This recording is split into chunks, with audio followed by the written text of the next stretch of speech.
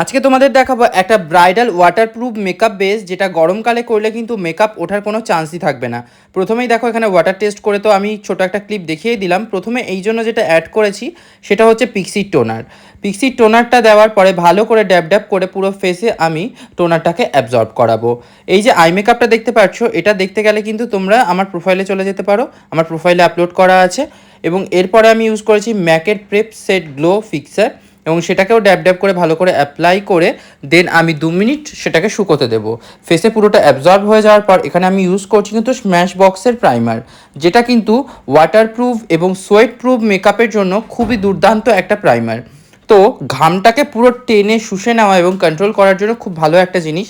প্রাইমারের পর তার উপরে আমি আবারও দিচ্ছি অ্যাপ্লাইজার ম্যাজিক ড্রপ, যাতে ডাবল প্রোটেকশন পাওয়া যায় প্রাইমারের এবং সহজে মেকআপ একদমই উঠে না আসে, যতই হালকা ঘাম আসুক না কেন।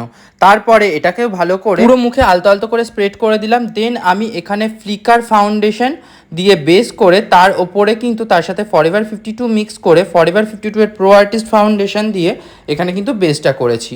এবং বেসটা করার পর তোমরা দেখতেই পাচ্ছ বেসটা কিন্তু একদম এইচডি বেস হচ্ছে, যেখানে কিন্তু আমি কোনো কালার কারেকশানও করিনি, কারণ এই ফাউন্ডেশনগুলো ফুল কাভারেজ ফাউন্ডেশন এবং ফরএভার 52 ও ফ্লিকার ফাউন্ডেশন মিক্স করে আমি এখানে ব্যবহার করেছি, যেগুলো দুটোই ফুল কাভারেজ।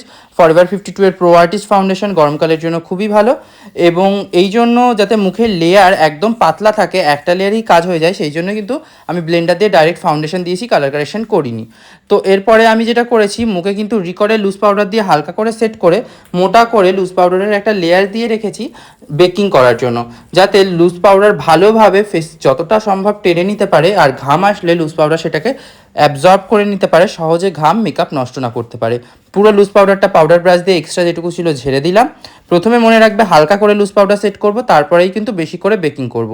এরপরে এই যে হাইলাইটিং কনসিলার দিয়ে আমরা কনসিল করতাম, সেটা আমি Lakme 925 full coverage compact powder দিয়ে যেখানে যেখানে আমরা হাইলাইট করি স্কিনে, সেখানে সেখানে হাইলাইটিং এরিয়াগুলোয় কম্প্যাক্টটা দিয়ে তারপরে এক্সট্রাটা আমি পাউডার ব্রাশ দিয়ে ঝেড়ে দিলাম। এর ফলে বেসটা কিছুটা হাইলাইটও হলো, আবার সেটা পাউডার দিয়ে করার কারণে গরমে মেকআপ ওঠার চান্সও কমে গেল এবং প্রোডাক্টের লেয়ারও কম হলো।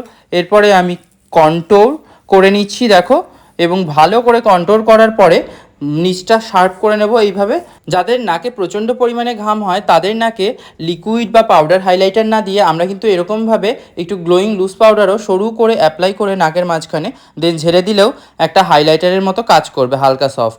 দেন আমি এখানে ব্লাশার অ্যাপ্লাই করেছি একটা একটুখানি পিচ শেডের, যেহেতু ওর মিডিয়াম স্কিন টোন। দেন আমি এখানে অফরার হাইলাইটার ব্যবহার করেছি। হাইলাইটারটাকে ভালো করে ফেসে অ্যাপ্লাই করছি ছোটো ফ্যান ব্রাশ দিয়ে, বড় ফ্যান ব্রাশ দিয়ে আমরা হাইলাইটার দেবো না, তাহলে হাইলাইটার অনেক ছড়িয়ে যাবে এবং কিন্তু খুব ভালোভাবে স্কিনের সাথে মেল্ট হয়ে পড়বে না। এবং এখানে ভালো করে সব কিছু অ্যাপ্লাই করার পর আমি এখানে জল স্প্রে করছি, যেহেতু ওয়াটারপ্রুফ বেস তাই জন্য বেসটাকে কিন্তু আমাকে জল দিয়েই সেট করতে হবে। এবং জল স্প্রে করার পর আমি এখানে দেখাচ্ছিলাম স্টুডেন্টদের যে কোনো মেকআপ উঠছে না, এবং তারপরে মেকআপটাকে জল দিয়ে সেট করার পরে জলটা মুছে পুরো মেকআপে ফিক্সার স্প্রে করে মেকআপটাকে ভালো করে সেট করে নিলাম। এই আই মেকআপের টিউটোরিয়ালটা কিন্তু প্রোফাইলে আপলোড করা আছে, গিয়ে দেখে নিতে পারো। এবং আমাদের আপকামিং মেকআপ ব্যাচ শুরু হচ্ছে কিন্তু 28শে জুন থেকে।